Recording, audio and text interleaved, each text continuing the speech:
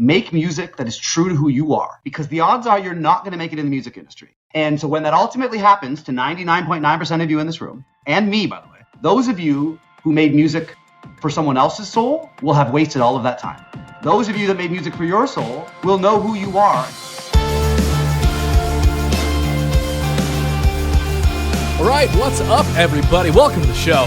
Welcome to the What You Don't Hear podcast. This is a life podcast. It's a life story podcast. It's an open journal dive into people's lives as I sit and I uncover the real story behind my guest journey, finding out what makes them who they are, talking about all the ups, all the downs, all the thoughts and feelings in between as we uncover the parts of their story that, well, we otherwise wouldn't get to hear. I'm your host. My name is Ross Tyson. I'm a creative of many kinds, a maker of many things. And in this episode, I chatted virtually with Anthony Craparotta, aka Ill Vibe, formerly a world touring musician and now the founder of his company Lyricvidsdotcom. So yes, of course, we dig into his journey with music and how that all then transitioned into the world of visual effects and motion graphics in the form of lyric videos for some of the industry's top artists, top agencies, and labels. I can almost guarantee you that you've seen his brand's work somewhere out there in the world. So we're going to dive into the story of Anthony and find out how it all went down. But first, I got to tell you about some exciting partners and sponsors that support this show, and this is how I support them back. And this month, I get to welcome another brand new partner right here on the show. It's one that I'm excited to share and tell you all about. As someone who has had major mental health battles over the years, something that I've shared pretty extensively and openly here on this podcast in the past.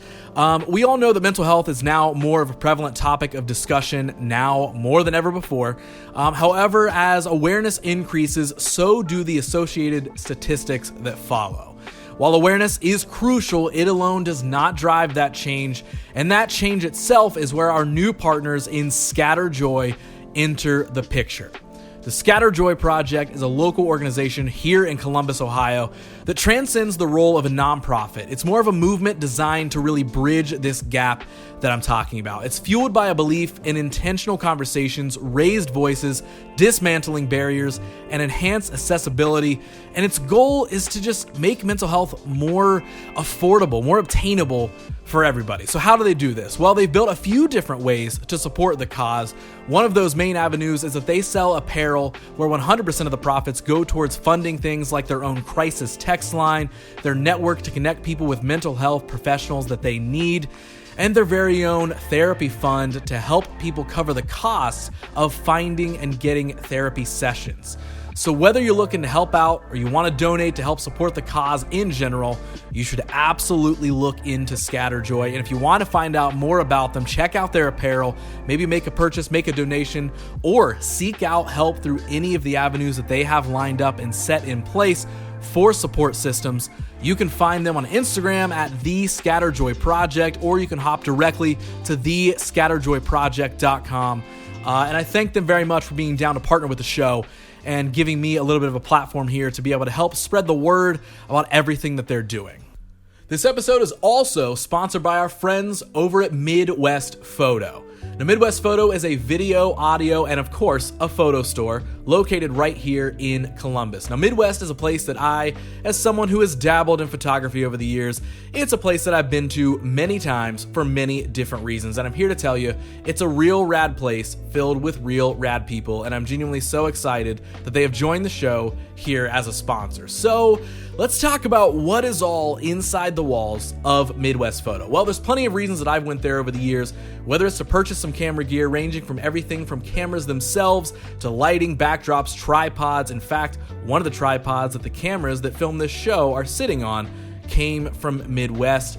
But the list, of course, goes on all the way down to small things like SD cards. They truly have it all. Now, of course, if you're not looking to purchase, the good news is they also offer gear rental as well. It's in a list of many services that their intelligent and overly helpful staff are ready to help you with the moment you walk in the door. For real, whenever I've went in there for something, there is always someone ready to answer some questions and talk to you about video or photo or just the creative world in general. But along with rentals, they also offer a full in-house printing service, film development and scanning, used gear, buy and sell, and even classes and events so you can further your knowledge about the art and craft of photography. And the cool thing is, when you shop with them, you're not just supporting local and shopping small, but you're supporting folks who truly love photography and do a lot of work to support the local photo community here in Columbus. So go check them out. If you do, tell them that What You Don't Hear sent you their way. And if you want to find out more information on everything that they're about for yourself, you can follow them online at impex_photo_video,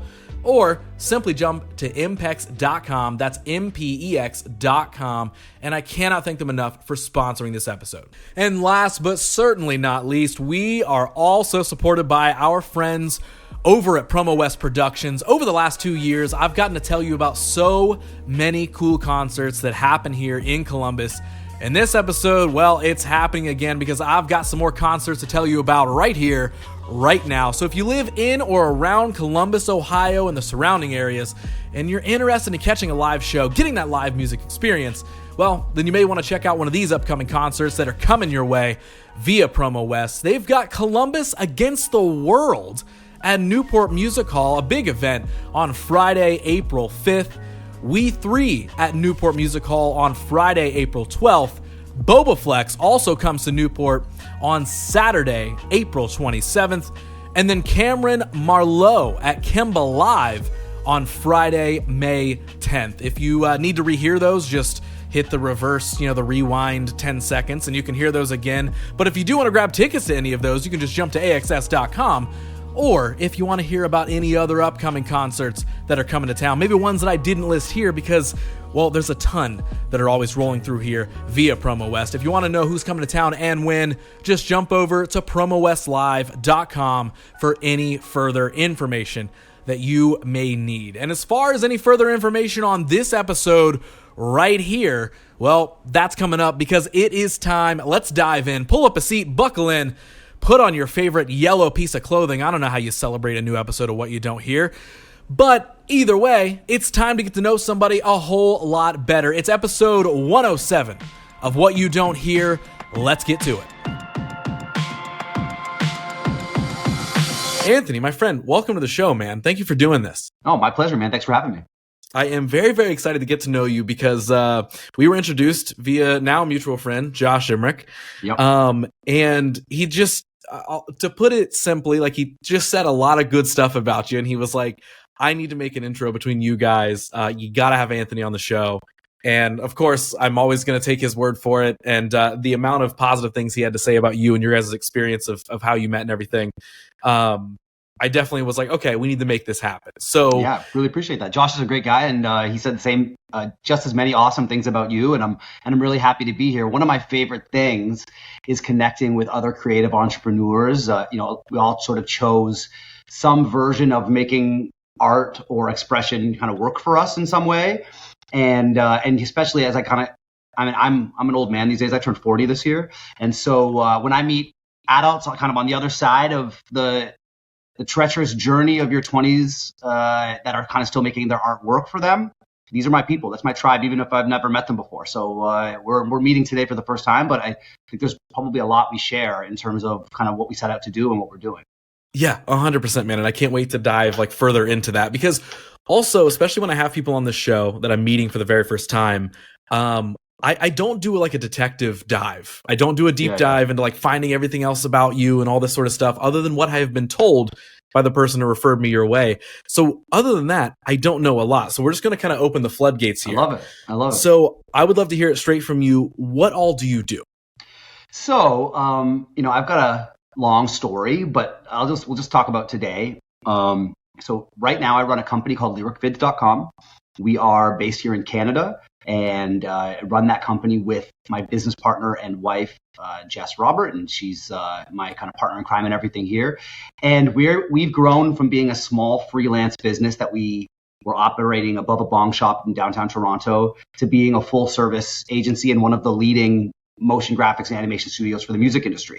So, just to give an example, in the last couple of years, we produced videos for Drake and Stevie Nicks and the Beach Boys. And right now we've got a pitch out to Bob Marley's team and So whether it's Legends Old or Legends New, Jack Harlow and Meg Thee Stallion. And so we produce animated visuals for all these kind of amazing artists from all over the world and all over many different genres.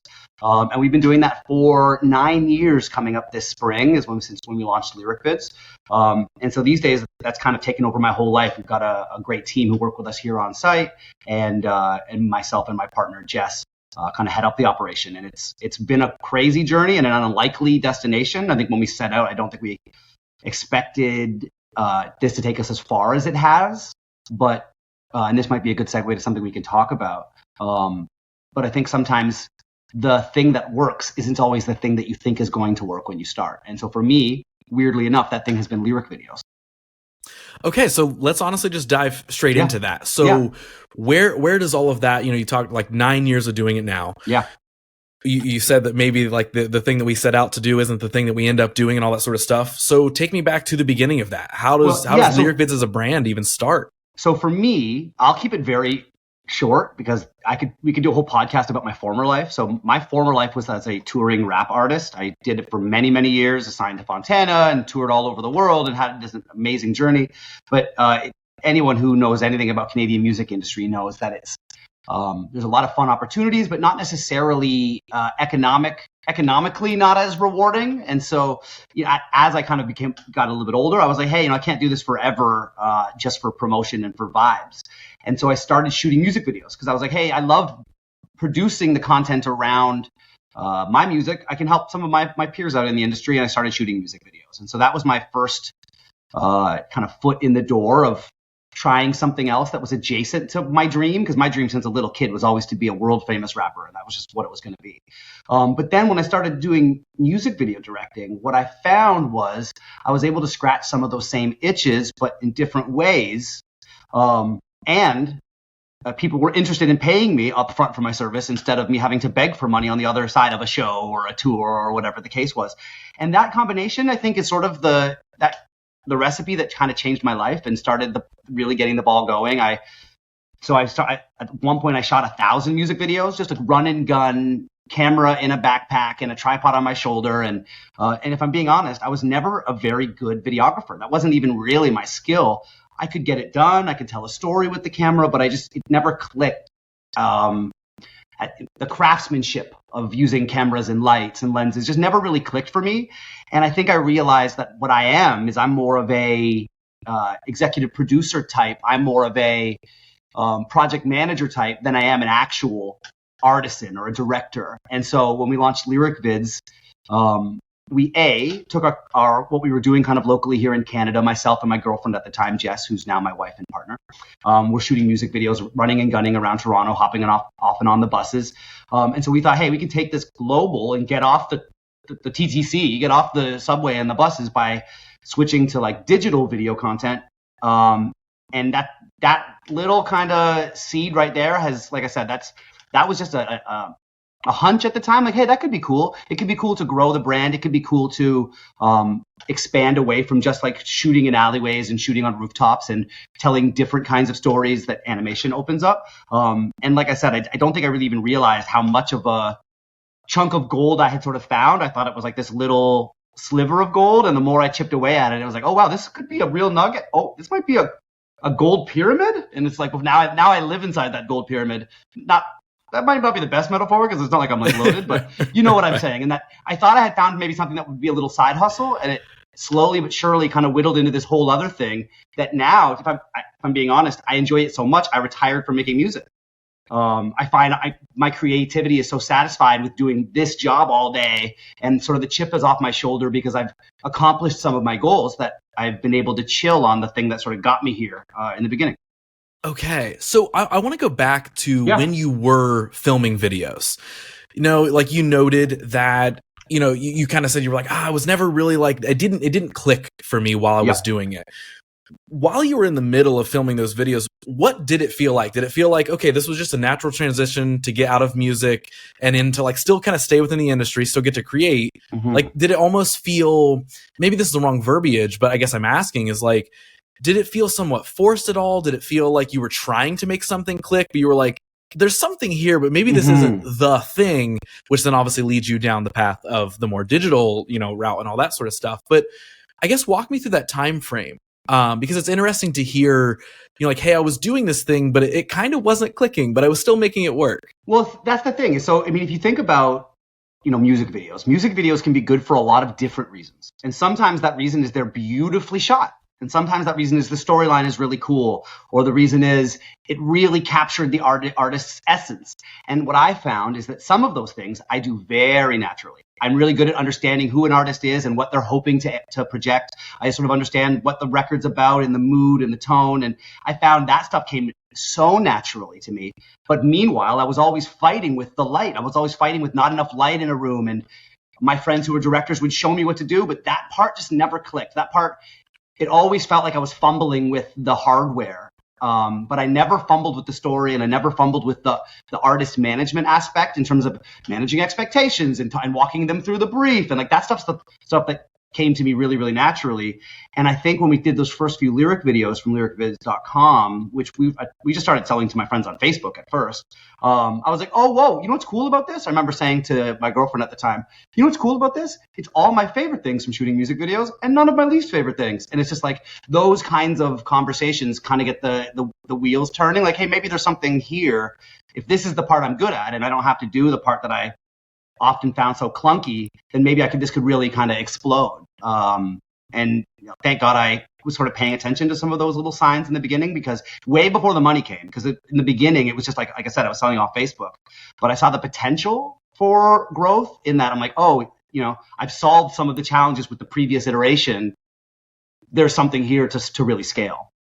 Yeah. Okay. So what does that part of the process looks like when you are, selling off of Facebook, right? You're making this transition. Like, I guess walk me through, how did you kind of make that transition of like, hey guys, I know I've been like filming music videos and stuff like that for now, but I'm trying to transition into this new phase. Here's what I offer now. How did you get those first like handful of initial people? Well, that's actually probably the easiest part, because anytime you've got an existing customer base, a percentage of them are going to be open to this adjacent service that you offer, right? So I had shot 1,000 music videos, and certainly not all, 400 of those rappers and singers were going to come with me. But I think 40 or 50 did that first year, which is not nothing in terms of getting the ball rolling and then giving you a reel of work to show other people. And so I have many times over on my own personal social media where I kind of launched my original rap career and then launched my music video career, and where the very early days of lyric vids kind of lived. Many times over, I've sort of thanked my community on there, being like, those early videos you bought from me for $100 are what I used to show the Plain White Tees when they bought from me back in like 2017. And then the Plain White Tees video is the one that I showed to, someone else in 2019. And it's like that little snowball is what really grew. And so it's funny when I often think about my story with lyric vids, and we're going to get to one of my favorite parts in a bit, but one of my other favorite parts is this piece. Is like, in the beginning, how do you recognize that this could be something? Looking for those little signs where it works with your personality, and you feel the customers are like willing to pay for that thing, and you're enjoying doing it. It's like, if I could go back in time, the one thing I'd say to a young me is like, put those 3 things on like a little Venn diagram, and that's what you're looking for. It's just like, keep your sort of like mind open. You're looking for this thing, something that people are willing to pay for, that you're enjoying, and kind of maps nicely to who you are. And I think I spent a long time not realizing that to help me kind of focus in. And lucky for me, I stumbled into it because it wasn't on purpose. I wasn't like, hey, this is the move. The world is moving towards digital animation, and YouTube's going to be 10 times bigger in 10 years than it is now. A kind of just happy accident with paying attention, Right. Are those things that you say, like, you would go back and share to a younger you? Is that often, like, because I'm sure you get tons of questions from people now of like, how do I get started? What do I do? Blah, blah. Like, is some of that what you dip into when you're talking to somebody nowadays of like, hey, I'm trying to figure this out, but I'm kind of I'm going here, I'm going there? Because I would say, a lot of the times when people are trying to figure out a thing that they're passionate about and trying to turn it into a career or whatever it may be, like, it's really easy to overlook that fulfillment part, the joy part, the what do I actually feel like my strengths lie within, because the world is ultimately, we're all moving at 100 miles an hour all the time. So it's sometimes hard to slow yourself down to really pick apart, like, okay, what are the parts of this I actually enjoy doing? What do I not like? What do I like? So is that often something you help kind of people like, or share with people more so of like, hey, slow down and take a look? Funny enough, I actually think it's the inverse that happens more often, where the thing they love to do generates no money, and they want it so badly that they struggle with looking at that thing from other angles. Say like my kind of accidental breakthrough about being like, whoa, that kind of felt like making music, but in a different way. It's like they maybe aren't open to the idea that the thing that they set out for, that they have told their friends since they were a little kid they were going to be, that it maybe isn't going to be the thing. I meet less of the other people, because people who are business centric can often find one of their things that they enjoy doing that makes money. So like, I think that happens a little more often than the creative who goes, oh, I love photography or singing or poetry or painting, and I just don't have the sense of how I could ever turn that into a business. And I think that happens quite a bit. Where do you feel like you, and you might have touched on this a little bit earlier, but like, where do you feel like you tended to land most often? Did you make a transition from like, I was real passionate and then I went more business centric and kind of maybe now found a balance? Or were you always kind of looking at it from like, all right, this is a thing I'm passionate about, but I really want to be successful in this thing? Where do you feel like you landed most of the time? You asked, it's a really intuitive question, because I've got an answer I've been saying for years about that exact thing. So I call myself a day walker. It's like the thing that I say, because I am both. I am one of those people who like, I really am a creative. I can't do a job that doesn't involve creation and storytelling. And like, that's like who I am, like in my core. And at the same time, the organizational aspects of running the company come so naturally to me that so often, like, I'm not a business coach. I don't do that, but I do a little bit of that here and there, because I kind of live in both sides. And so I can kind of look at the two sides and be like, which side are you have maybe been ignoring up until this point? So I've always said I'm a little bit of a day walker. And I think that may be the singular thing that separates me. When I'm talking to my business friends, they're like, oh, bank account's full, but I would kill to have a fun job like you. And then when I talk to my artist friends, they're like, another year, haven't been able to make the art pay the bills yet. And so it's like, I really feel quite blessed to live in the middle of those a little bit. Yeah. Where or when do you feel like that frame of mind formed for you? Like, do you feel like that was something that was like sort of always there? Like, even when I know you touched on it earlier and you're like, well, we don't have to really dive into it. But like, even early on in like the rap career and stuff like that, do you feel like that sort of entrepreneurial spirit of like, I'm going to go and get it, but I'm going to make it kind of structured? Like, do you feel like that was always there, or was something that was like gradually uncovered? I think when I think back to even when I was a rapper, I had friends who were, an artist's artist. Nothing about them was corruptible, and they were telling, poetry from the soul. My approach was always, I want to make cool stuff people like. So it's like even in my art, it was always about interacting with the public and other people.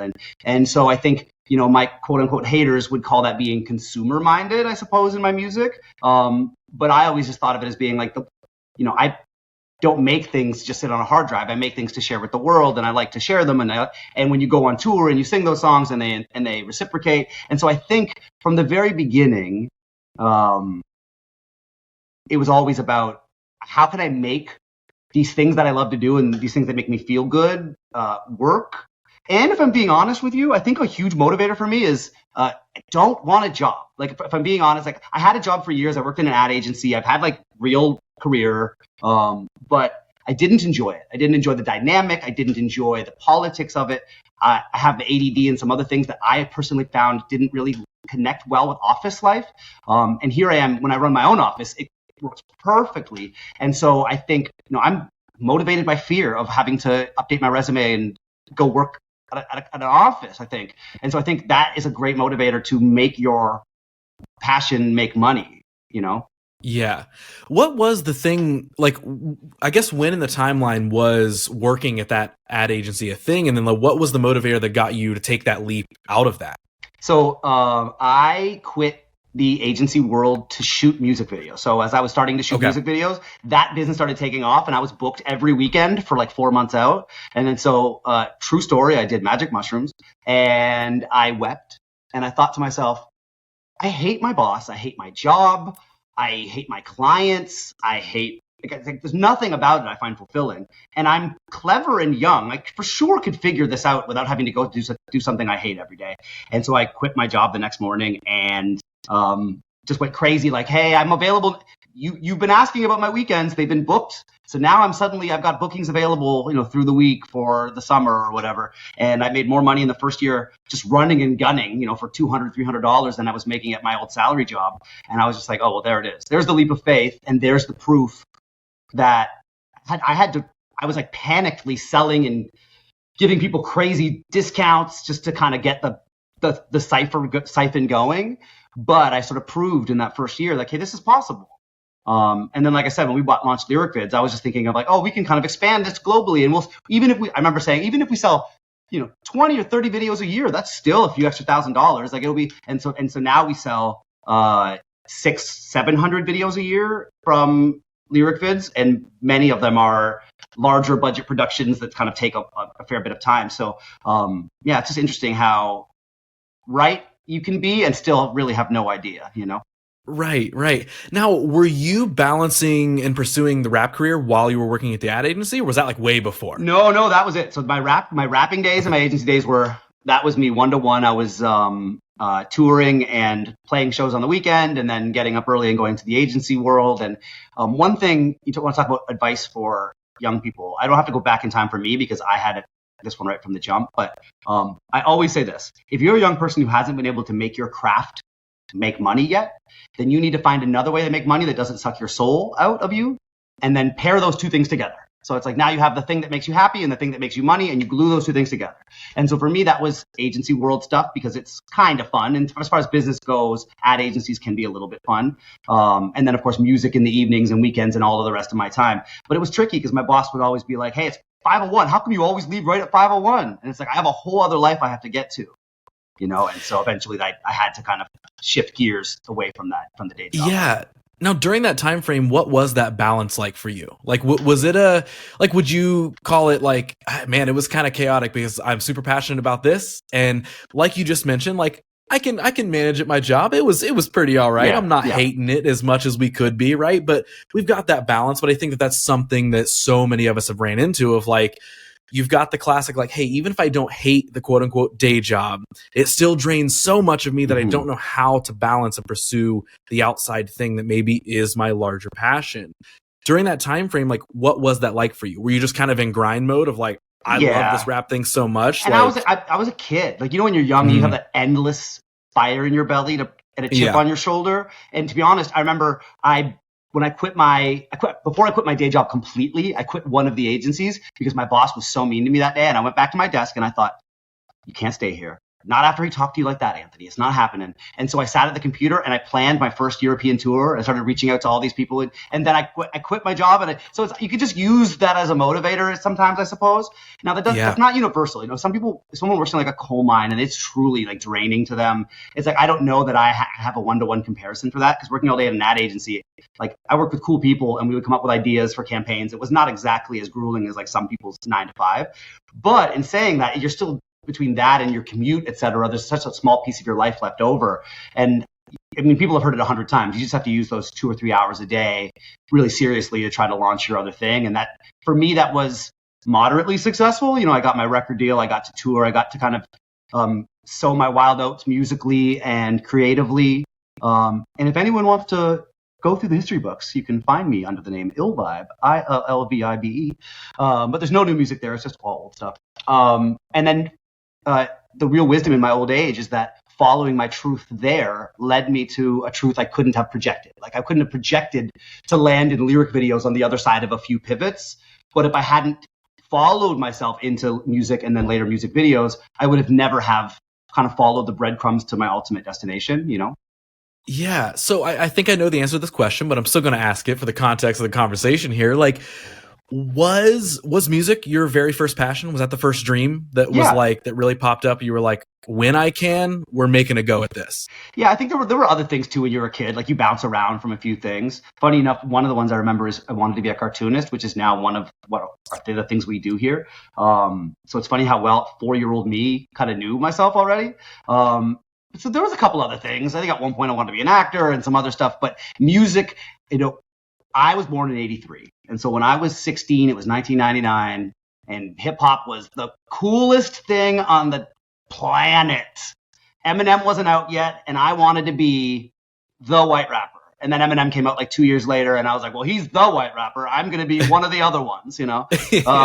And it's funny because then Drake came along, and I was like, oh, he's going to be the Canadian. It's like, so I was there through all of this, and then, you know, the math ain't mathin' as it goes. And I've made thousands of songs, you know, and so some of my rap friends are like, you never make another album? And it's like, I might make a movie instead. It's like, life is short. I'd like to maybe explore some other things at this point, you know? Yeah. Okay. So before we continue down the timeline forward and into more lyric vid stuff, I do kind of want to stay in the past here a little bit because I am so intrigued of like the beginning of that like music pursuit. So like I always kind of go back to like the high school years when we have to, all of a sudden we have to make all these decisions. We're about to be adults or we're going to go to college for something. What is that something? Or do we want to kind of try and just navigate the world in general and maybe chase a passion if we know what that looks like? What did those years look like for you? Like, did music, like, did music show up so early that you were like pretty determined? Like, was that like a through high school thing that you were already doing that? And then when you're leaving high school, what does that look like? Is it like time to dive off the deep end and we're going to go pursue this rap career? Or was there college that popped up? Or walk me through that time frame. I wrote my first rap the summer between grade 8 and grade 9, and I was in a vacuum. Like, I think I was grounded at the time. I wasn't doing it to be cool or and I'd never heard of a white rapper or a Canadian rapper. It was just pure, like, I was swimming in this stuff and I wanted to see if I could do it, you know? And then I remember I met a guy in high school and we started doing raps together. And so it's just like, you're just a kid going, does anyone else like this thing I like? You don't think that you could do it. It's not a thing you can do, you know? And then during high school, I did my first show, and then, you know, I put my first album out after high. So it's just like, you're just kind of taking one foot. And, you know, I remember this Christian recording studio took me in, and they were like, well, you have some swears, but we'll look the other way. And so it's just like, I didn't really know what I was doing. I was just trying to, I think about this a lot when I hear rap now. I'm like, oh, listen to these teenagers screaming out to the world, I'm here, I have this story to tell. And that was me. I was like this teenager going, I'm here, I have this story to tell. And I wanted to tell that story. And now I feel a little less like, hey, I have this story. I feel like I've told my story too many times for people who've been following over the years. Like, I've heard it. I've heard this bit about the running away and the, so I think, yeah, there was very naturally just in pursuit of a thing that I loved. And then at some point I got hip to, okay, you got to try to make this work financially. And then I think that brings us to, you know, some of the other stuff that we've been talking about. Right. Now, in lieu of you repeating things in the story that you've already told, I have no context for it. I don't know. Nobody listening has heard any of this stuff. So, so I am interested, like what was growing up like in general? Like does music rear its head as this thing that like was this like comfort zone, this like safe space, or was it just like it's a creative thing that I got into? But was growing up a creatively, you know, inspiring kind of place? Like where? So first of all, careful asking this question, because successful people are successful because of something that burns inside of them. I mean, something burns inside of them is usually because they've overcome something or like made it through something. And I'm no different than that. I ran away from home at a young age. My parents are both lovely people, but it definitely was like a tumultuous time of my life. I was raised on 45 records. Those were my favorite nights. My mom would pull out a stack of them and I'd be like, it's 45 night, baby. And I would get so excited, and my dad would make his little mix cassettes. And so, everything, my whole childhood had like a soundtrack, like a movie. It was like, oh, this is a Garth Brooks event. Oh, this is a CCR event. Oh, when you're barbecuing, this is the kind of music you should listen to. And so I think I was just like raised around that. And my pops is an amazing guy. He's just not ambitious. So he was never like, you could do this. That's just not his love language. He would just tell me who his favorite artists were. And I think just at a certain point, you're young and full of piss and vinegar, and you're like, hey, I'm going to be like one of those superstars that always plays me.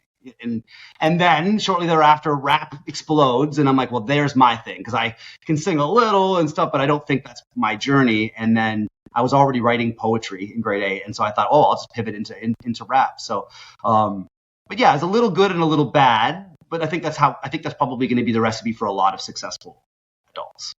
Right. Now, can I ask, what does running away at a young age? is that like, genuinely just curious, like, Sure, no. is that you're staying with friends as you grow up, or was that like you did return home at some point, or like, what did that look no, like? that's fine. It's I lived on my own with some friends between 16 and 18. Okay. I returned home for a couple of years and then kind of went out in the world again shortly thereafter. It sort of didn't look back at that point. Yeah. But I'm very close to my family these days. I think a lot of that was, like I said, you're this young person who's screaming out into the world like, I have this story and I want you all to respect me and pay attention to me, and so that was part of that, was like I needed to break free and be my own man at that age. And so now things have come full circle where I've become this like old family man, and I spend all my time with my family, which is so I would have never anticipated as a young rapper. And every album is packed with runaway teenage metaphors, because that's what happens when you're one of those. Right. No, that makes sense. Now, so was college a thing?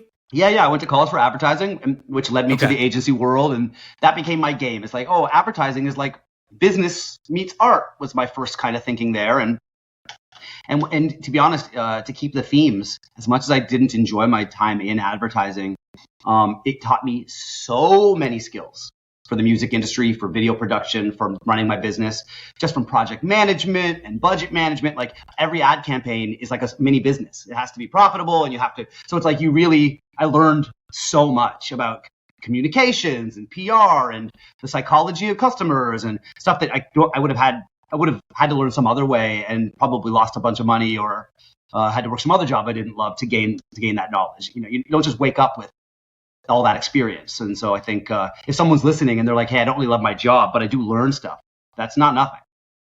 Yeah, 100%. Now, as someone who also spent many years doing a lot of work in the music industry, I will honestly say that I then turned into that very annoyed and jaded person who worked in the music industry and then did not want to do it anymore and never wants anything to do with it, the littlest amount possible nowadays.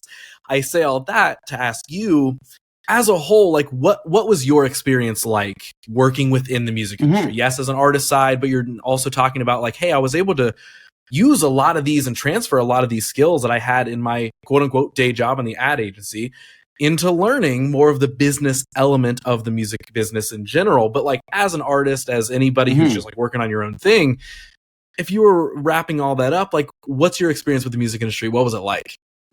Well, I think everyone's experience with the music industry is going to be largely dictated by which era they enter. So there's the golden era when they were just printing money between like late 70s and early 90s, and you're hearing about these crazy $10 million music videos. And then there's sort of like a scarcity era after that. And now we've kind of entered this, then there's a streaming era, and now we've kind of entered the TikTok era, as a loose summary of the time that I've been around, Yeah. And so I was signed while iTunes was still the number one place to get music. Music stores were still very much around, but iTunes was kind of the predominant leader in music distribution. And so I had a blast, followed by an immediate watching of the revenue streams disappear. So in putting it in, again, I was never bitter about that. I've actually always been somebody who says, hey, music's supposed to be for everybody. It was never supposed to be about 10 famous people that we all idolize. It was always supposed to be art for everyone. So that's fine. But here's a big reality check. When Spotify rolls out and studio equipment and microphones get cheaper and cheaper, I'm talking right now into one of these USB microphones that does a pretty damn good job. And then you start to see how many songs are getting uploaded to Spotify every day, and it's like 100,000 songs a day.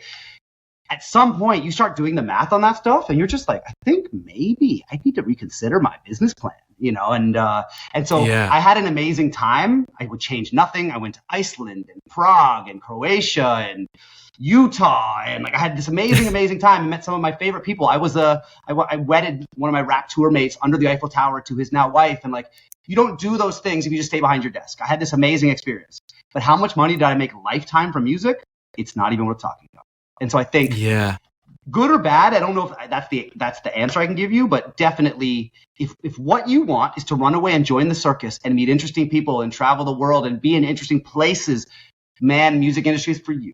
If what you want is stability and safety and a plan and some traction to kind of build on, the music industry is not for you. And I think that's probably the best answer I could give on that. Yeah, I'm so curious. How did it feel when you signed a record deal? So my record deal is a distribution deal. Yeah. And in the uninformed sectors of the internet, not to be a snob, those are a lesser deal because it's not, the label isn't spending any money on you. And so it's not, when Jay-Z puts the chain around your neck, that's a record deal. It's like, hey, we're going to put millions of dollars behind you and make you a star. I got a distribution deal, which just basically means Fontana's going to get behind me, but I'm going to cover the bill for myself. They're not going to invest anything in me. They're going to plug me in at my own expense, at my own risk. And again, for me, because I'm an entrepreneur who knows how to generate revenue off of my other things, that was never a problem.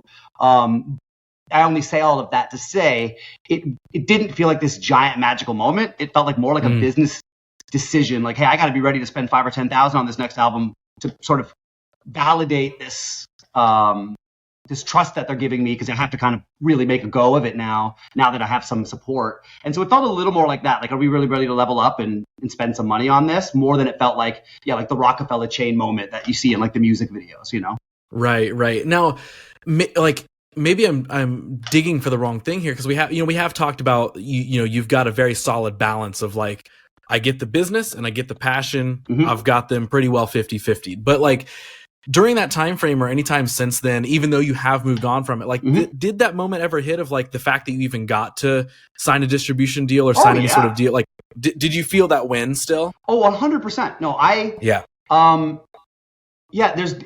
often speak about quite harshly about the realities of the industry, because so many people talk about the business with rose-colored glasses, and I just never wanted to be that guy who's just like talking about the mirage of what you're kind of chasing. But absolutely, like there are moments when I was hanging out with DJ Premier and Kehlani on the beach of Croatia, and I'm looking around like, this is my celebrity crush. Kehlani is my celebrity crush to this day. And DJ Premier, an icon I grew up to, and we're like chilling in this paradise place. Or, when I was rocking in Iceland, I remember like walking around being like, this is cool, man. Like, it's cool that I was able to rub enough sticks together to kind of generate some of these kind of experiences and moments for myself. And it always felt like that, though. It always felt like I was having to be clever and show this opportunity to this guy so that he can book me on this other festival, and then I'm going to show that festival. So you're always juggling things and trying to. So it never really felt like I got famous. It felt a lot more like look what we did with that. Like look what we were able to do with that, and look at the places we got to go and people we got to meet, and it was always felt more like that. I was never that guy who's like, I can't go out, people are going to recognize me, Right. Which I love that you got to focus more on the experiences that brought, rather than just like you said, the fame or the whatever it is. Like 2020, you're talking to 40-year-old me. If this interview was with 25-year-old me, he was very fame centric. So it's okay. I always say I'm glad I didn't get famous, because I tried really, really hard. I was unsuccessful. I tried very, very hard, and in retrospect, I don't know if I would have enjoyed it as much as I thought I would have. And I'm kind of glad that it all worked out how it did. Yep. I feel like I've hit that same point where there was a handful of years, like when I was entering the creative world, and I was like, I just want everyone to see all the things that I do all the time. Why can't I get all the likes and all the stuff? And then now I'm like, man, like I'm just going to post an iPhone pic of my cat with like what I did today. And I'm going to be very okay with that. Like I don't need anyone else to think it's cool other than me. And I'm going to use social as a public journal. And I'm going to share art, and I want to share that with people. But the people that like it are the people that like it. And I'm talking genuinely like it, not clicking like. But like the people that actually like it, cool. Those are the people. I don't need to make everything I do to be digestible for everyone in the world. Like I'm not chasing that. So I very much, because I was so centric on that in my young age, I very much moved to my post that era. Like so often someone's like, oh man, you should have a podcast, or you should. And I'm always like, I think I'm done with the like, comment, subscribe. Like the whole idea of like, please come check out my next thing, because I did it for 20 years. And I'm really enjoying being behind the scenes and adding value to things. And I'm really enjoying the interpersonal connection aspect of it. But in saying that, I got here from content. I got to this place from doing all of those things. And so I am a case of how content can work to build your brand and to build the momentum of your business.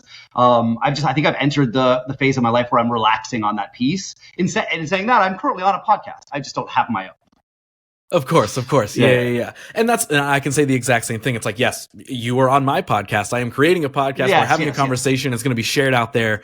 However, this more than anything, like if we truthfully, if we weren't recording this and sharing it as a podcast, like that to me is like the bonus that I get to share this with other people. Yep. Otherwise, these are the types of conversations I like to just sit and have with people in general. So that's why I'm here, my man. I never did a podcast, and then my business blew up, but I have done a podcast. And that person goes, you know who you need to meet? And that's even me talking to you is sort of like 5 degrees of other people saying that eventually led me to this conversation. And that's really what it is. Yeah.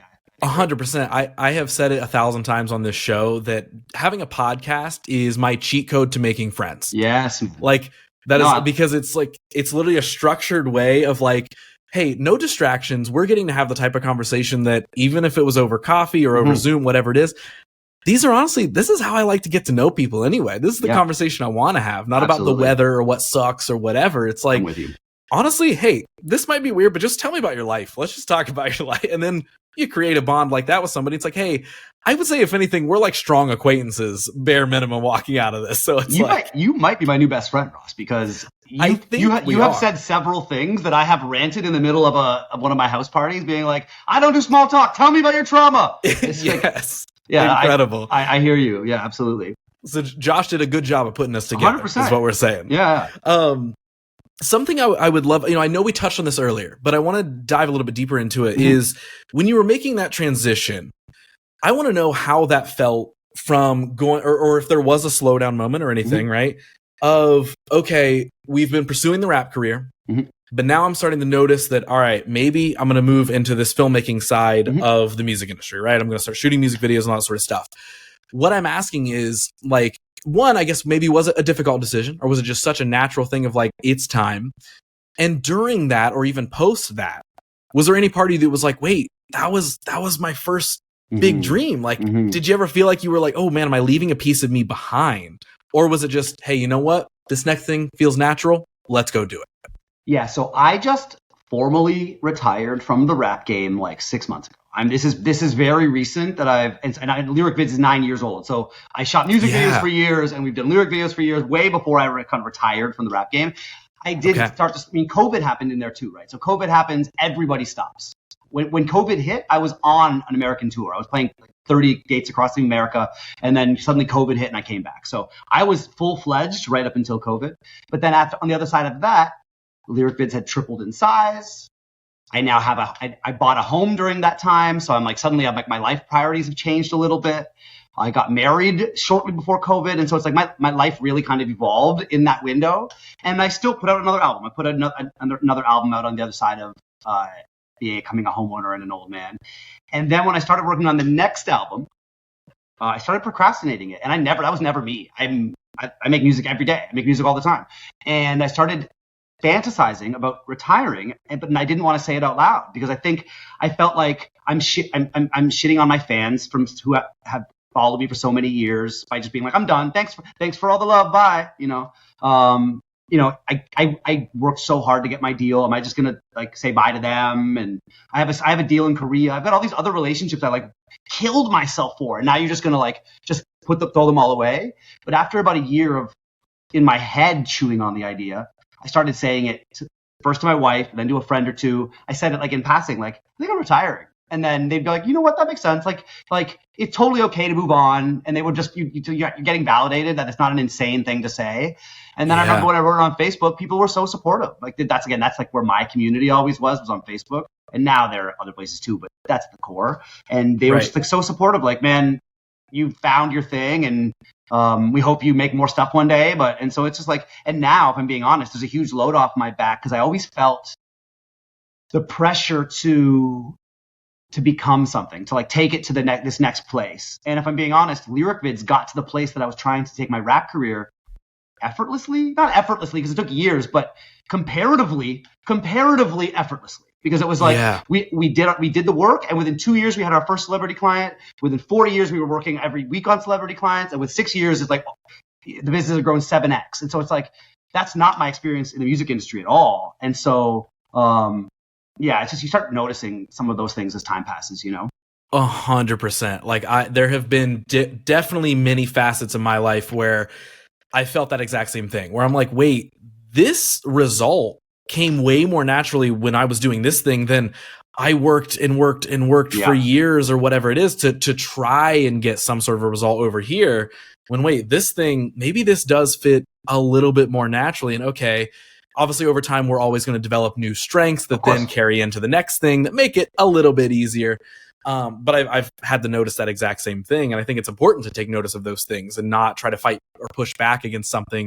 If it's working, it's working. And you can either take that and relate it back to the other things maybe not working as much, or realize that, hey, we're all growing and changing and evolving, and we got to be susceptible and open to that when it needs to happen. So I love that you were able to identify like, hey, these new things are, it's actually, it is working and it does feel a little bit more natural. So, okay, cool. We can go with the flow a little more with that. Something I would love to know is like you mentioned like the first like celebrity client for Lyricvids. Yeah. Was that, or was there something different? Was the first moment for you where you were like, oh, this Lyricvids thing, all right, cool. It's really working. Or, hey, this is a whole new chapter that's about to open. That's a good segue, because one of my favorite stories about the growth of Lyricvids is about not me, but my wife and partner, Jess. So when, like I said, I was dating Jessica, shooting music videos, for every drug dealer in the city. And she's like, hey, could I use your gear and shoot some videos? And so she started shooting music videos too for like some up and coming rappers, not as many, and typically at lower budgets or whatever, but she got her feet wet. And then at some point she was booked almost as much as me. So we were kind of this little power couple handing off the camera gear. She'd charge her batteries and then I'd hand the camera off, and then she'd take off her evening shoot or whatever. So then when I launched Lyricvids, she had never even heard of the program so we use After Effects. It's an Adobe software. She'd never even heard of it. It's not a thing she's even heard of. And so she started helping me sell. So I'll make lyric videos, and then you're going to go on Spotify and you're going to like look up names of artists, the Canned Hams, and then you're going to go look up the Canned Hams Facebook page and find their email and send them an email and say, hey, do you need lyric videos? And so Jess did that for like 6 months, when then I would make the lyric videos. And then the whole time I was teaching her basics, just basic software stuff, so she can almost be my assistant. She can do like preliminary setup and administration stuff, And at some point along the way, she said to me, so we're penny pinching. We're selling these lyric videos for $100, $200, $300. Who makes Justin Bieber's lyric video? And I said, well, I don't know, Jess, but take it from someone who's been in the music industry a long time. It's not us, and it's not going to be us. It's impossible to penetrate past those doors. They get so many things sent to them for free that they don't even bother looking for suppliers like us. And I think in some worlds that is true, but not as true as I thought it was at the time, that's for sure. So Jess started reaching out to major artists and major record labels. And she created what we called the Infinity lyric video, because at the time all we had was our standard plus and platinum. It was very low. Our whole thing was low budget videos made very fast. Right. Nothing too ambitious. We're not trying to compete with the big animation studios. We're just going to make you something low and fast and good, And then so she goes, let's call it the Infinity level. It'll be everything above the other things that we sell. And she started reaching out to record labels. So she sold the first video for like $5,000 to some EDM label in Europe. And if you do the math, that's like 15 other clients in one project. And I said, I can't do, I'm simplifying a little bit here, but I can't do the thing that they need. Like it's a little bit beyond my animation level. And she's like, I'll figure it out. And she figured it out. And so she made this little neon video with things popping. And it was just, and when we look back, it's not that great, but it was better than what I could do at the time. Yeah. So fast forward to today, Jessica is now one of the most gifted After Effects animators on the planet. She's the power behind the entire company. She's the creative director. Nothing comes out that she doesn't touch or approve. She's single-handedly produced almost 500 million YouTube views. And this is, when I met her, had never even heard of the software, had never thought about making videos. It's not a thing she thinks about. And I take no credit here in terms of like, I knew it. No, she was going to be helpful. She's an awesome, smart girl. She was going to be helpful. And so in retrospect, the lesson I learned in reverse is that sometimes finding someone you've got great chemistry with, great language and communication with, great trust with, great closeness with, that level of connectivity supersedes finding somebody who knows the software. It's like so often when you're looking for someone who knows the thing, and you're like, well, that person can learn that thing in 2 or 3 years.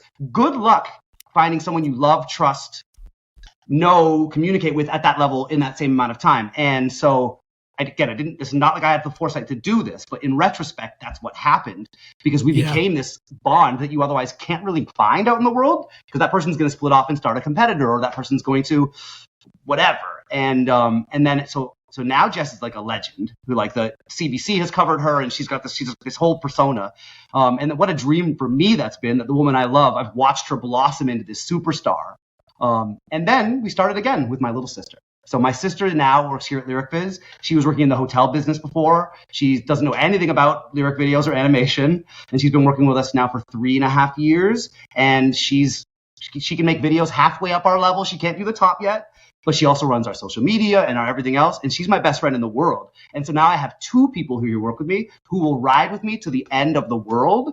And if you take my business sense and what we built, along with that kind of connectivity and loyalty, I think there's a gem there that I think a lot of other entrepreneurs are maybe missing.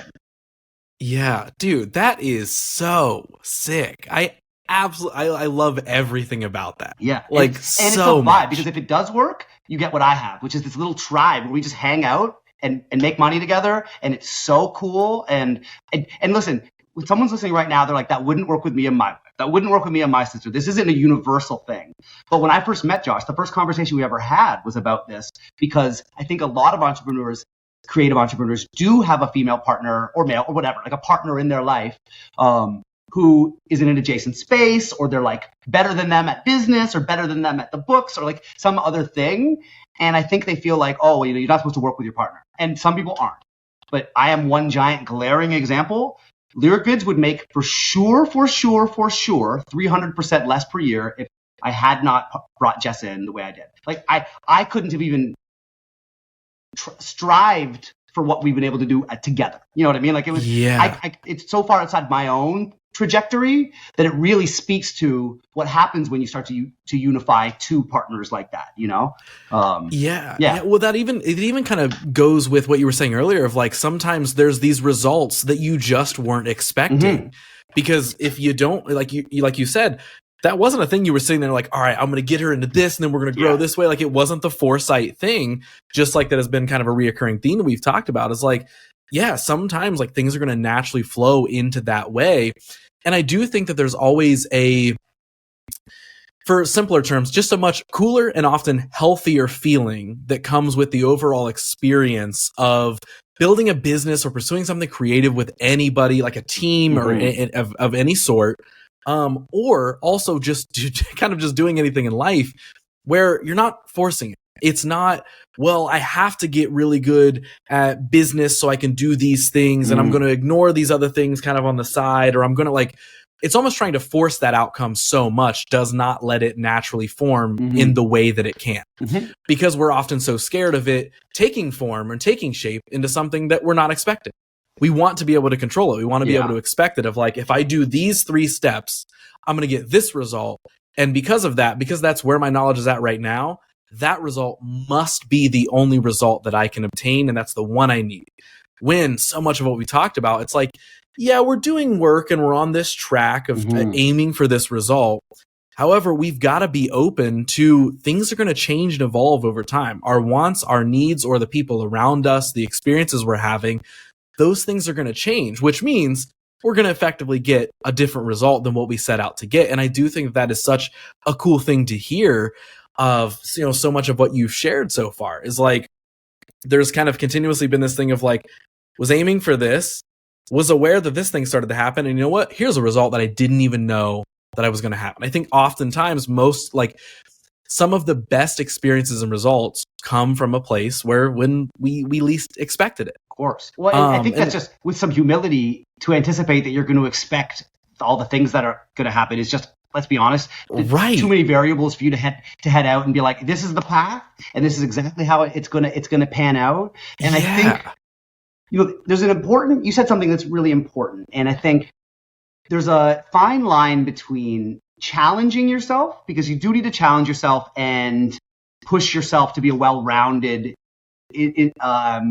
entrepreneur. In the beginning, you can't be like, I only do 10% of the thing. You really have to be a well-rounded person to get anything off the ground. But there's a big difference between challenging yourself and forcing something that either you can't do or is borderline painful for you to do. And so let me give an example of this. So I see so many people who, when they're talking about growing their photography business, their Etsy business, any of that stuff, going, oh, so Gary Vee has said I should be making 10 bits of content a day. Everyone really says I should be on Instagram all day. I'm not doing it. It's why my business is failing. I strongly disagree. Content can be a reason that you're successful, but my thinking has always been, if you tried it and it feels like, oh, I'm gonna have to pull teeth to get myself to do this thing over and over and over, then just find a comparable thing that doesn't feel that. And so that, for me, like I said, I'm kind of in this post-content place. Things that don't feel that way, I really enjoy other kinds of marketing. So you can really pour yourself into straight up interpersonal relationships if you don't really enjoy doing this other thing. And for us at Lyricvids, for example, I find the idea of learning social media advertising, it makes my brain bleed. Like Facebook ads, Meta ads, Google ads. I wasted like $5,000, and I was like, I don't understand any of this.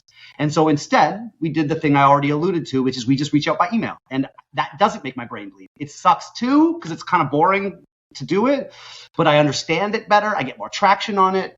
And I would guess there's probably 10 TED Talks about how you can't launch an online business without buying Google ads. And we did, and we're very successful. And so I think sometimes it's about going, you should challenge yourself. Like if it was me and I'd never even looked at Meta ads, you'd be like, you've never even looked? There might be a real opportunity there. You should look into it. But I think if it's not you, like, when you're doing a thing, you're like, this isn't me.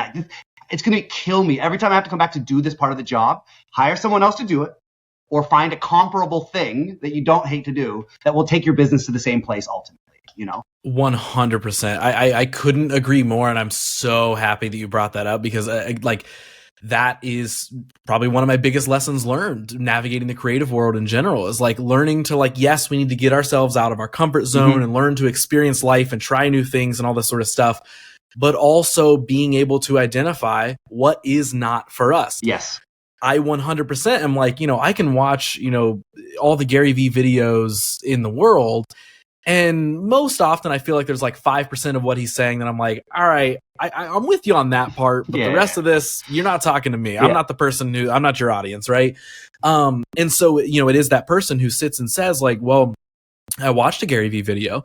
He says that I need 10 pieces of content a day, and if I'm not cranking it out, I'm not working hard enough. And it's well, you also got to know what you're working for, and ultimately the why behind what you're doing. Yeah.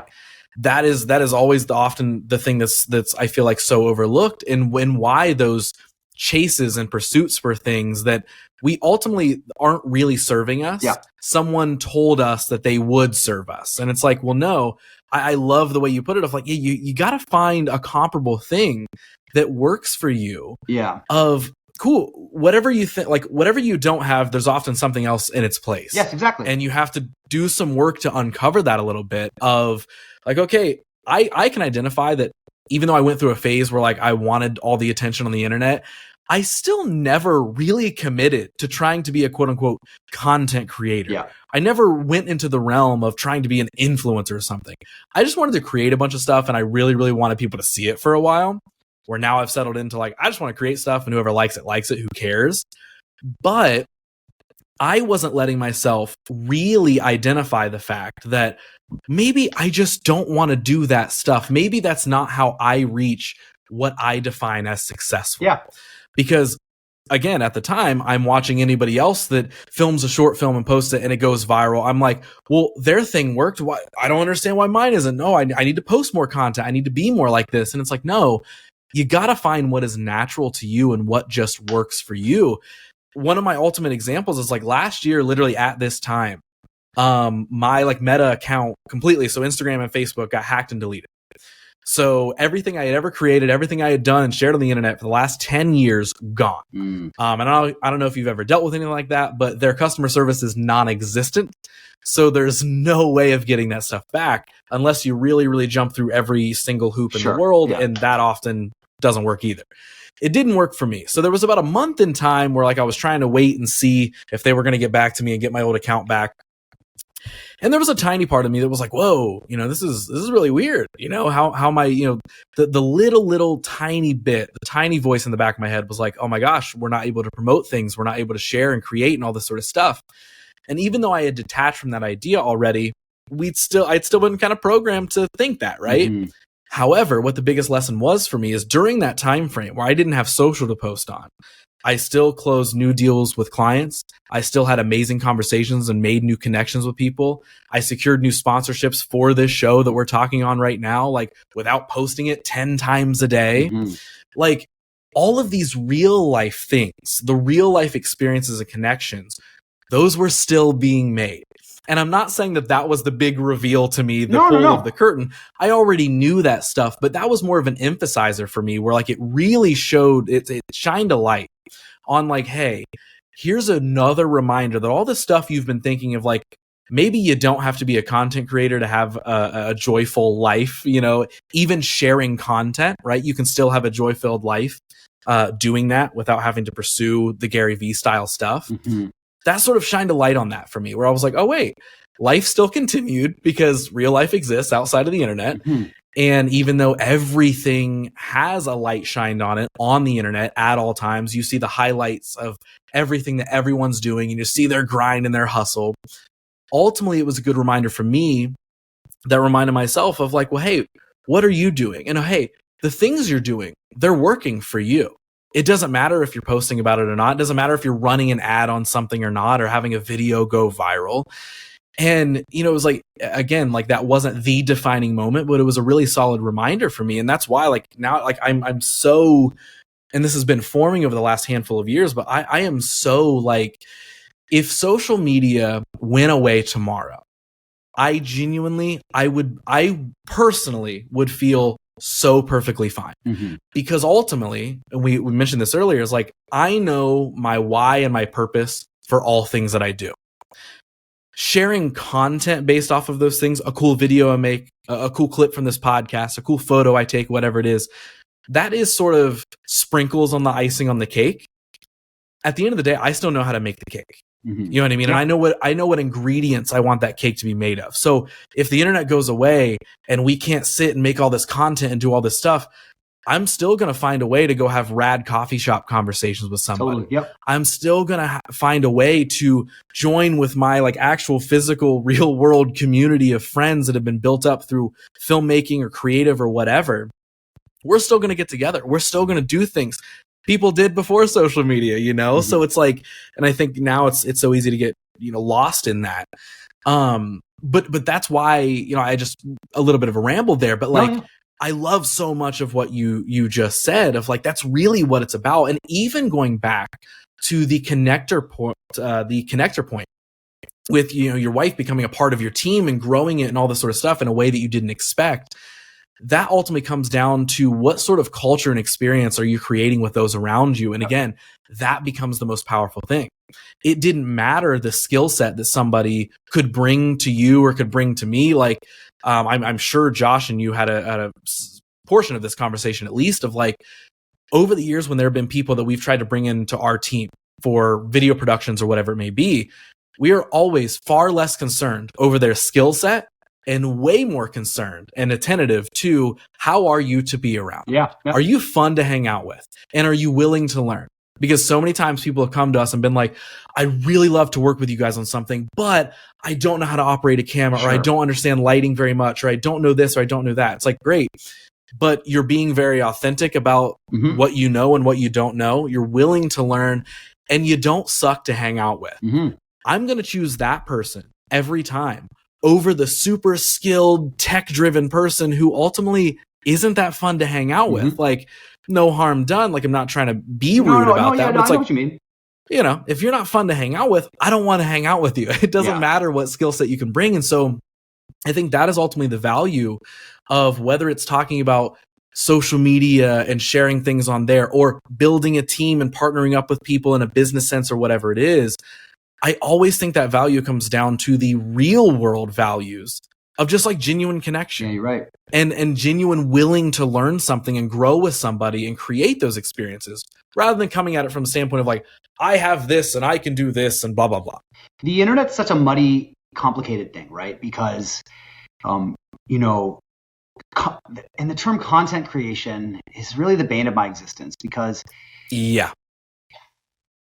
if you like making videos, there is nothing wrong with that. In fact, I like watching videos. I'll scroll TikTok and watch people explain cool scientific phenomena. And I like watching content. So I'm not one of these people who goes, oh, content makes you mindless, etc. The thing is that somebody sent out some mass communication to everybody that said everybody is a content creator. And the thing is, if you enjoy it, you should absolutely do it. If you wake up in the morning and you say, I want to tell my story, tell your story. But again, somewhere along the line, someone said everyone should be doing it, and that if you're not doing it, you're somehow dropping the ball, messing up.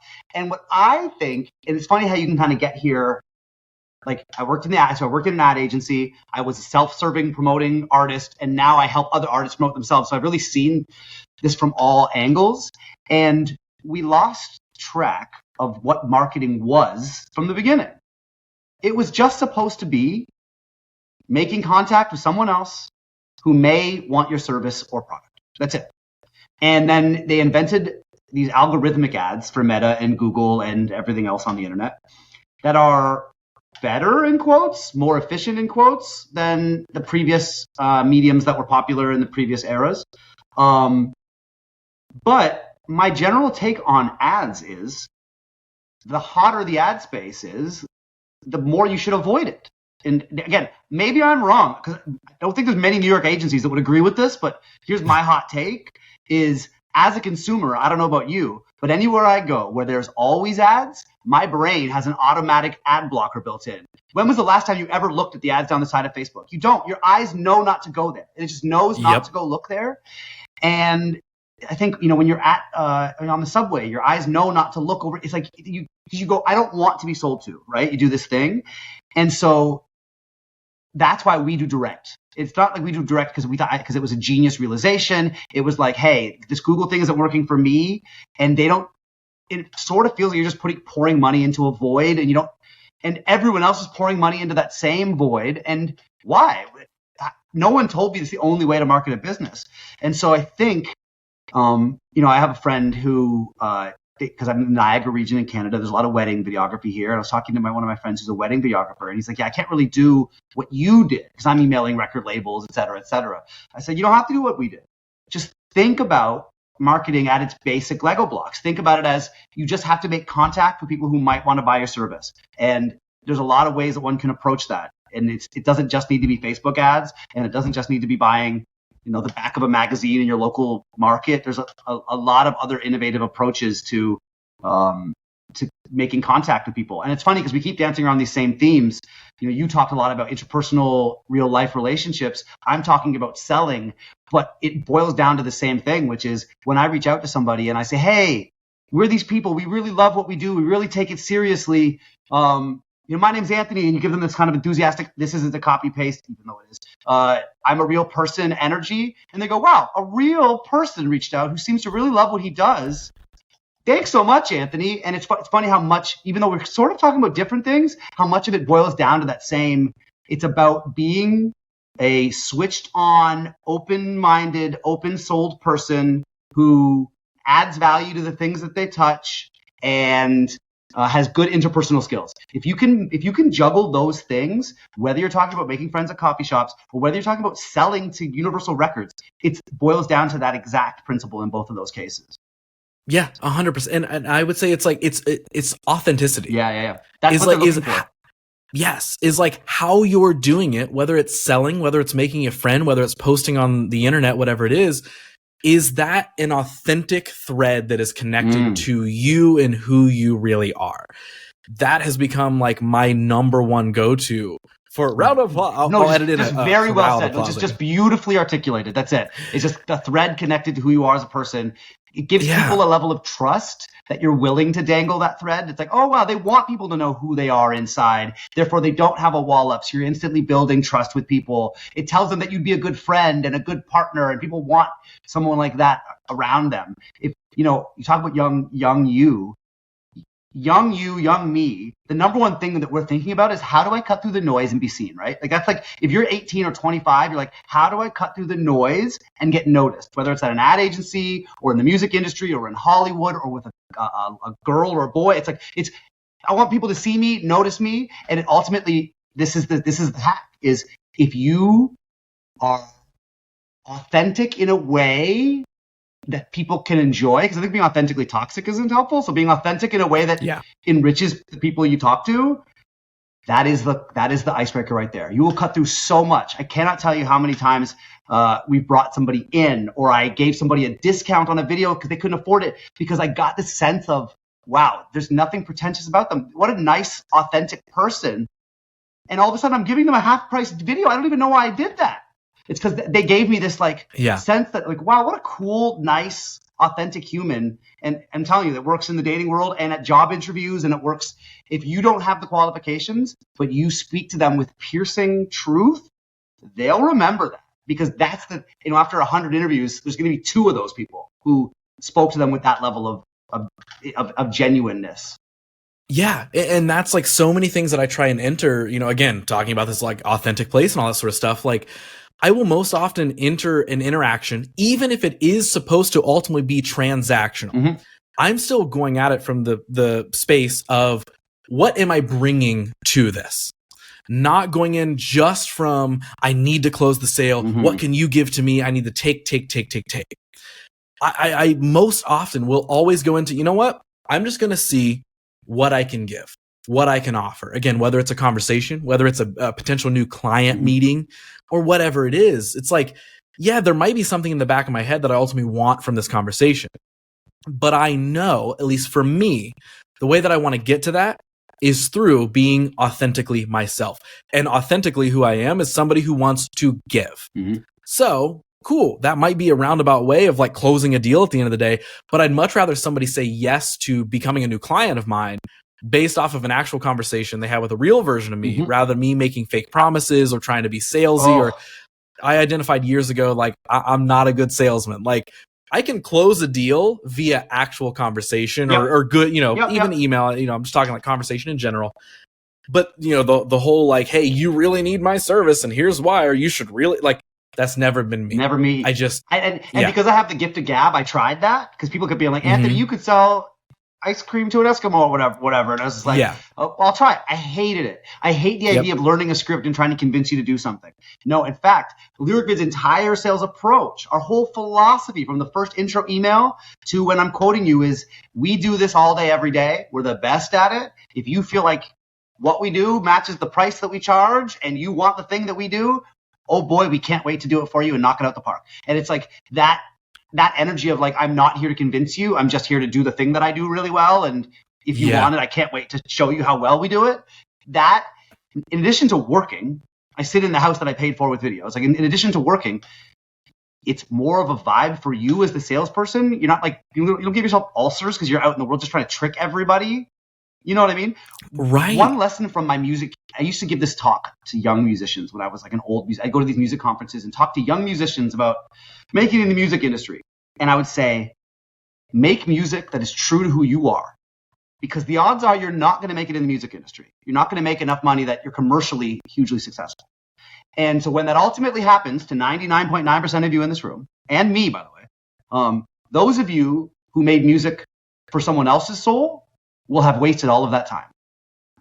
Those of you that made music for your soul will know who you are and have, it's like, and not for some moral reason. It's just like, it's just a way less of a waste of your time when you are journeying into yourself and you're examining why you ran away as a kid. Like when you do self-discovery as part of your art, then you don't waste that time making art trying to be commercially successful. And I think the same thing goes to if you make a point of being the creative director that you really, really are, then, and the business doesn't explode and you only have a little side hustle, it'll be a little side hustle you love, not one you dread. And if it does explode, this is the ultimate thing. People go, yeah, well, what if the way that you don't love to do it is the way you need to do it for it to boom? Well, then now you're trapped inside a cage you can't get out of, a thing you don't love. Yes. Because now you have unlimited clients who want you to do a thing you don't love to do, a way you don't love to do it. And that is worse. The only thing worse than having an unsuccessful business doing something you hate is a successful business doing something you hate. Because now you're truly stuck under the weight of it. Good luck trying to launch another business you love more while trying to appease those customers doing the thing that you loathe doing, you know? And so I think there's a real lesson there. And one thing about me is I always try to go, it's so easy to be like, it's morally the right thing to do the thing that you love. And that's also true. It is just the better thing to do. But I like to ground it in reality. Your day-to-day will suck a lot less if you care about these things in the beginning. If you try to find clients that match your personality type, and you try to find clients who have the kinds of deadlines that you can manage with your stress level and then you will have a better life than if you just allow anyone to come in and buy from you, and then you're just stuck with whatever weirdos could afford you at the time, you know? Yeah. Do you think that a lot of the stuff that we're talking about right now, like leading and selling from an authentic place or whatever, do you feel like that is less common than getting caught up in the machine of just chasing sales and effectively? No, because I think people. Why do you think that's less common? People who are good at sales typically end up in a sales funnel where someone just like gives them, I'll give you what you need, enough Red Bull and cocaine to keep you selling. You know what I mean? And it's just like, it's part of this kind of sales machine. You sort of see these shows about where it's like these people who like sell like finance. It's like it's just they're numbers people. If I'm being honest, I think you and I, 10, 20 years ago, we didn't exist. I think in the 90s, there weren't a lot of these people going, it's about money, but balancing that with good energy. But I do think there's a boom of that. It's like compassionate entrepreneurs. It's like, hey, I want to be rich. I'm not somebody who is like, that money matters. It's not something that doesn't matter to me. But it's so important that I balance that with the energy that I keep around me and the quality of my life and the quality of the life of my partners and my suppliers. And like, I'm not really interested in being like a leech on all of those things. I'd rather make 25% less and have everyone around me be like, isn't working with him amazing? Because guess what? Yep. Money doesn't buy that. Money doesn't buy people high-fiving you everywhere you go. And for me, I try to make it work. So we give raises every year here. I pay my suppliers more than they invoice me. It's like I'm always like, hey, we're good. Let's share the resources, because in 5 years, that's going to be the reason you don't move on. Or in 2 years, that's going to be the reason you take my request when you've got some competition. Plus, it's the right thing to do. Yeah, man, I love that. Yeah. I love that. If I was the kid coming up to you right now and I was like, Anthony, dude, I'm really trying to start a new brand. I'm trying to start this. All right, see you later. I heard you on that podcast. I really want to talk to you. They're like, hey, I'm trying to start this new brand. I want to do this thing, but I feel like I need to, like, I have to be a content creator to do it. I'm trying to balance all these different things. I can't just be an entrepreneur. I got to be a content creator too. Where do I get started? What do I do? How should I approach it? What are you sharing with that person? Well, I'm presuming that this person knows for sure they want to make content. Because if the person is the other guy, then we've already had that combo of like, then find the thing that you'll thrive at. But presuming they want to make content, my thing with content is you just want to make it scalable so that you can easily integrate it with the rest of your responsibilities as a business owner and the marketer of your business and all of the other things. And so my take on that is you just tell your story. Tell your story of somebody who builds this brand. Tell your story of somebody who's working to launch this graphic design service or whatever, because the beauty there is you don't need to constantly be creating ideas for content. You're just broadcasting authentically the thing that you're doing, and people can kind of cheerlead you on as you get your first celebrity client. So now you make a video called My First Celebrity Client, and then you say, oh, now we're trying, this is our first time we've ever done, so this past year we did influencer marketing, where we gave a free video to a YouTuber so he would talk about it, kind of thing. And so if you're trying that for the first time, you make a video called, so we tried influencer marketing for the first time, didn't work. And it's like, I think that's the kind of content to make. So the thing that pisses me off is when I see TikToks that say, here's 800 TikTok ideas for a week. It's like, no, how can everyone just make the same TikToks? No, you got to tell your story. Don't tell Bianca's story. If your freezer broke down at the pizza shop, you should be making videos all week about how the freezer broke down. You know what I mean? It's like, and again, presuming you like making videos, I think that's the way to do it. So you're not killing yourself for ideas, and that you don't have to be like trying to be authentic. You can more have a philosophy of authenticity. You'd be like, well, this is what's happening today. We should probably capture it because we're going to continue to tell this story. And that would be my 2 cents on that. Yeah. Now, on the flip side, what do you say to the person who like really, really, really wants to start a business, but is worried about that content side? And is like, dude, I don't want to be a content creator, but I know I got to have a presence somewhere. Like, what do you tell that person? So, that's Lyricvids to a degree. Weirdly enough, we make content for other people, but we don't do a lot of content for ourselves. We do a little here and there. And the thing with content is there's two things. One is content, and the other is a social media presence, right? So they do go hand in hand, but they are slightly different things. And so this is what I say. If you can't have a company and not have a social media presence, because people will look you up on social media to see if you are real. They'll look you up to see if you exist. Is this a real company that other people have heard of? And if you don't have that, you're shooting yourself in the foot. Now, for good quality services, they don't have to go over to Instagram and be like, oh wow, they're viral. Oh wow, they're enormous. Look at their fan base. Lyricvids has a very small following on all social media, but it doesn't matter because when you see the celebrity names we work with, you're like, oh, they're behind the scenes. It's not about us being famous. It's about us being behind the scenes of the people who are more successful. And so, our philosophy at Lyricvids is we have to have socials because if we were to not have them, it would be weird, especially because we make content. So I actually lose money on my socials every year because I pay someone to do my social media. And we don't sell a lot of videos on social media. It's primarily hey, we are real. We're really here. If you can send me $10,000, your business manager's not going to say you're an idiot. It's and so it's almost like it serves a purpose, but we don't get caught up in, oh my God, it's Tuesday. What are we going to post? It's like, you don't have to do that. No one's going to look. They didn't post on Tuesday. Don't buy from them. Now, if you have a weird little coffee mug that you keep trying to get to go viral because the weird little coffee mug with a cute nose on it needs to go viral to sell coffee mugs, that's a totally different conversation. But if you're a videographer or a graphic designer or a music producer or you like play bass guitar and you just want to play on people's albums, I think all of those things, you have to have a little content to show what you do, but I don't think people are expecting to see 80 posts a day to hire you for this thing that you're so good at, Yeah. Dude, this has been great, dude. Thank you, man. I'm really enjoying chatting with you. Yes, 100%. This could be an attempt to not make this a 4-hour conversation. And one, because it's our first time meeting and there's so much we have to talk about, but also, we're recording it for a podcast, so I won't let us go 4 hours. But last handful of things for you. Looking back at everything so far, if I were to ask you, what is the biggest lesson you feel like you've learned? What would that be? That's biggest lesson I have learned. Well, certainly the thing that I've already touched on about finding people that you love, trust, and respect and believing and investing in those people has paid off time and time and again for me. I'm a real big fan of running my business in a way that I can live with myself. So in the music industry, there's a lot of like carrot dangling, like, oh, you'll be famous if you just do these 5 steps. Oh, if you just do these things. And there's always an incentive to behave like that. And I would just say in the short term, that makes more money. And that's just definitely like you can scare some people into buying from you with those kinds of tactics.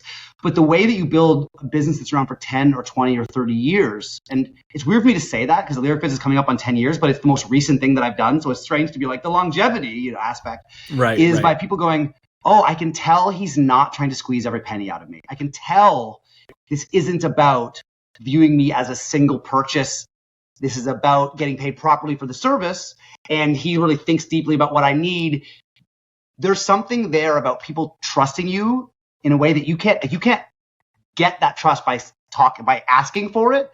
They hear it in your voice. They hear in your voice that you know what you're talking about. You have their best interests at heart when you're making recommendations, and that you're not always trying to go up to the top budget that they can afford. These little things about not coming in like a shark have actually helped me make way more money than if I had tried to come in as a shark and squeeze everyone. Yep. I think that is vastly important for people to hear, because that is one of the biggest things I feel like, again, it's back to that authenticity piece that we talked about. I have learned that like experiences, clients, anything at all, when they are built from a more authentic place, they always end up a better experience than if I went into it being like, I don't really think I vibe with this client at all, but I really need the money and I just want another client. So I'm just going to say yes. I'm going to ignore all the red flags and I'm just going to say yes. And then that ends up being a client filled with horror stories that I sit and I'm like, I cannot wait until I stop working with them. Or, oh my God, that time frame was so terrible. Or, hey, even the stuff I was making, I wasn't really making it from my heart because I just wanted to get it done because they were breathing down my neck. I still have clients like that. If clients, if you're listening, I'll let you guess which of you are. I still have a couple clients who are like, they're not really a vibe to work with, but they represent somebody great, or the consistency of the work is worth it, or we've got it streamlined enough that it's kind of worth it. But one thing I wanted to say on that subject is, if you're young and and you're going, oh my God, all my clients are toxic, I screwed up. No, you didn't, because there was a time when all my clients were toxic, and I had to consciously and slowly start to weed out the worst ones. You know, you're not following up with them as much. You're not reaching out with at the new year. What do you have planned for Q1? You're not sending those to the 10 or 20% most toxic of your clients at first, because you can't afford to get rid of them all at once. You have to pay your bills, right? And so then slowly but surely you get rid of the ones that make you cry first. And then you get rid of the ones that are ungrateful even when you deliver for them. And then slowly but surely you get to a place where you just have a few that are mean sometimes. And you can deal with that, you know? And so if you're somebody who goes, oh no, I messed up, you didn't. Because everyone starts there where you're selling to anyone who will buy it first. No one comes out and goes, only polite, nice people shall buy. No, you need to open the door and then slowly but surely be like, hey, you two are not fun to have around here. And you can either lay expectations so that they can get within what you need, or sometimes, in my case, this is the case sometimes, where they're big enough, I'm in no position to lay those parameters, and so I simply let them drift into the ether and I let a competitor steal them, ultimately, because I'm not interested in pursuing that forever. And every now and then we have a slow season where things get especially slow, and I'll follow up with one of these people, again, I won't say any names, and Jess, who's my wife these days, will go, you didn't follow up with. I'm like, I did, I'm sorry, we're slow. So no one's bulletproof, but it's just good to be aware. So if you're doing that, you're going, it's a slow month. We'll try to manage his expectations this time or whatever, but at least you're doing it with intent and kind of knowing what you're getting into, and you're not just signing yourself up for heartache, you know? Yeah. So when we're looking forward, I know this is like the cliche question of like, oh, what's next? You can't end a podcast unless you ask it. Of course, where else do we go? And I don't mean this in like, what's the 5-year plan, brother? Sure. Like blah, blah, blah. But like, what is next? Mm-hmm. Like, for instance, like I've become like a bucket list guy. Mm-hmm. Like I love like adding things to and I'm not talking go skydiving. I'm talking like, here's life experiences. Here's different things I want to try. Like, so that, whenever somebody's like, oh, what's next for you? I'm like, which category of life do you want me to answer that within? Right. Bingo. What is that sort of stuff? What does that look like for you? So I'm the same way.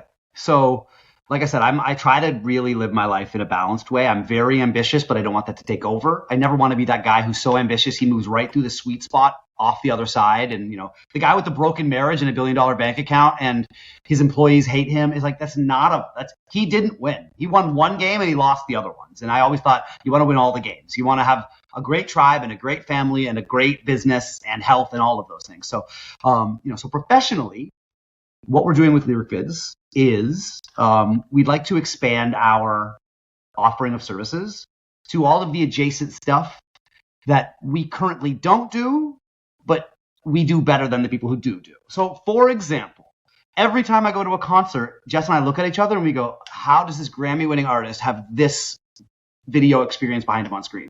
That's insane. We could outdo that in an afternoon, let alone if they gave us a couple of days, And so we've very small steps of trying to learn about who produces these things, and hey, we've got this great resume, we'd love to, and that's one area. And another area that we just did just this year is we're big movie buffs. Whenever we're not making lyric videos, we watch film and TV. And if you watch any level of Netflix, you've noticed probably the boom in like cool animated intros, where it's like almost like a cool art style, a comic book art style, or some paper mache art style that like it bumpers the show. And when we were watching one of those nights, I was like, hey, Jess, this is basically a lyric video. Just instead of lyrics, just names, and there's less of them. It's actually a little bit easier than a lyric video in some ways.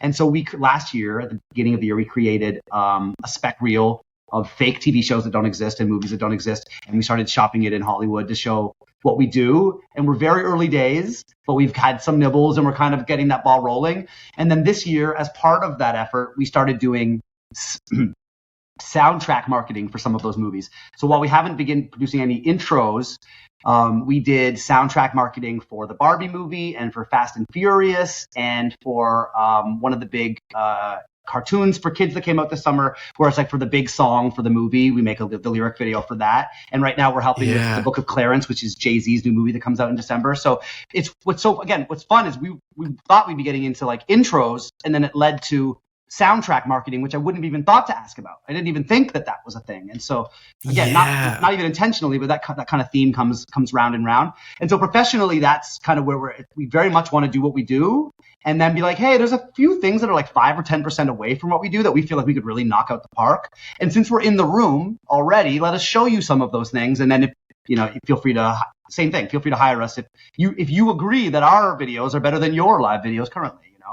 So personally, and I kind of hinted at this, it's about the sweet spot. So I want to find the right balance of growing Lyricvids to be the biggest thing in the world and work. We just did something with Ringo Starr. I'd love to do a Beatles video one day. I'd love to do right now I have a pitch out to Bob Marley. It's like some of those are like legacy things. I'd love to kind of tick some of those boxes while managing my company to be a little more self-sufficient, so I don't have to be in front of the screen for the 16 hours a day that I was doing for the last 9 years, so that I can have a little bit of that balance. Because there's this office that I'm in, we have multiple employees. It's actually on the property I live on, so I'm very much a workaholic. We've got like a separate piece of the building where the office runs, so there's no getting away from work. But I do want to think about how I can have this thing that we've built, this cool video machine that we've built. What's the right balance of that in my life as I kind of go into this next 10 years? I'm in my 40s now, and I'm not interested in even retiring, but I love the idea of I have this machine over there that kind of runs itself, and I go in every day to make sure it keeps running, and then I can kind of step away to do the other things. And, I love going to concerts. I love traveling. I love jazz. So we go see we go to jazz bars all over the world. And so those are my favorite things. My wife is my best friend. And so we like to make videos and then go spend the money and travel and go do things. And so that's what the next 10 years is, making videos and traveling and having fun, my man. Yeah, I love it. I love it. I would love to hear, if I were to ask you, and by that I mean I am asking you, what have you uncovered to be your why? What's your answer? Well, in life, my why is I like to help people achieve their dreams. I like to pull out of people ideas and help them understand even what they were going for. Like so often when you're writing a song or when you're making a video or when you're any of those things, someone tells you a story about their life or they're saying this is what it's about. And I go, oh, you want people to know that this really hurt you. Like and it's like, cool. So how can I help you share that feeling? So it's like, I'm almost like an amplifier. I think I've really helped become an amplifier for creative people. And again, because of my Daywalker stuff, I can be like, and here's how you roll that out. And here's how you properly get behind that and align. It's like, I can really kind of enable and empower people. And so even in my regular life, I always go to my friends. I'm like, hey, if you want to do that, I love doing that. You don't have to pay me. I'd love to come by and we can just talk about that for this thing that you're doing. And then so at Lyricvids, that gets a slight reworking because I don't think that's my role with all of our clients necessarily. With Lyricvids, it's very much you have this release and it means the world to you because you picked this as a single, right? Like you made all these songs, you picked this thing as a single. And I really believe that in 10 or 20 years, maybe more, but somewhere in there, kids are going to look back at like music used to exist without a visual. Like, wait a minute. So like you would listen to some songs and there was no visual because it doesn't make sense. Like when you watch one of our lyric videos, you listen to the song, you're like, oh, this should have always been here. This song sounds like it's made of paper. This song sounds like it's made of leather and wool. And so the thing that we do really brings the song out into a third dimension. And so even though I'm a little bit being like, crazy old stoner right now. I think for some of these artists, there's this like thing happening going, oh, I can't release the song unless somebody can help me take it from a 2D song into a 3D song to put it up on the internet. And then we step in to be those people. So like, it's almost like trying to put out a song without percussion on it. It's like, well, you need a good drummer to help you bring that song to life. Otherwise, it's not accessible. It's like, we're the drummer. We come in and we can. And so that's not a perfect why, but in terms of, I don't know if that answers the why question, but that's the piece that we serve that I really think adds real universal value. Whatever your why is, wherever you came to me, this is the thing that we do that is very much grounded in truth, that is very much grounded in adding value to your journey.